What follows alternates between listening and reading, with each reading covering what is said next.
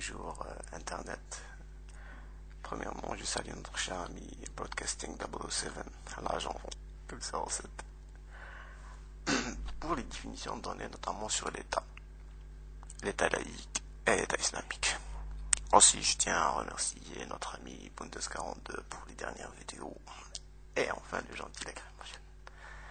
Cela dit, je vais vous lire un passage extrait de la plateforme de la Soumam, composée par le regretté Abba Ramdan et l'Albib el-Mehdi, qui sont des figures de la révolution algérienne.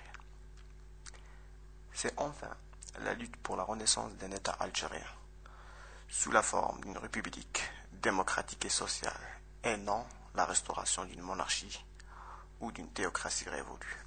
Fin de citation. Et juste pour vous dire que l'Algérie était définie laïque. Voilà. Maintenant, je vais ajouter quelque chose. On a mentionné la différence entre laïcité et athéisme. Un laïque, c'est pas forcément un athée. Mais je me méfie de l'application faite par Bundes qui dit que tout athée est laïque. Un athée, c'est pas synonyme de mauvais ou quelqu'un qui n'a pas de code moral dans sa vie. Je crois que c'est cool de le mentionner. Je ferme la parenthèse. Revenons à l'État islamique. L'État islamique suppose l'instauration de la charia. Et à mon avis, c'est de là que va venir des conflits.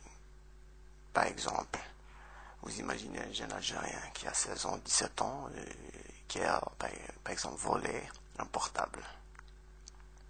Est-ce qu'on va lui couper la main?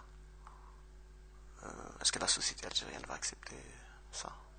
Couper la main d'un jeune garçon qui a 16-17 ans? Ou bien une femme qui est belle, séduite par un gentleman algérien bien sûr, et qui a fini par commettre l'adultère?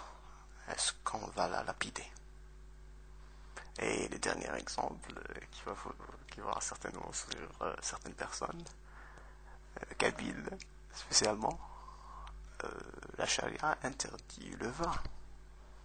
Vous imaginez le vin? La Kabylie sans vin? Ce sera pas le printemps noir, ce sera le printemps rouge.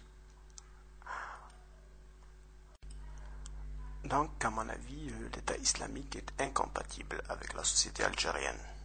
Pour la laïcité, moi je suis pour un modèle algérien. Je trouve que cette notion est formidable, mais qu'il faut quand même l'adapter à la réalité algérienne. Par exemple, exclure des personnes juste pour une question de voile ou d'un certain symbole religieux, je crois que c'est exagéré. Voilà, le débat reste ouvert. Si vous avez des commentaires, n'hésitez pas. Sans insulte, s'il vous plaît. Allez, à bientôt.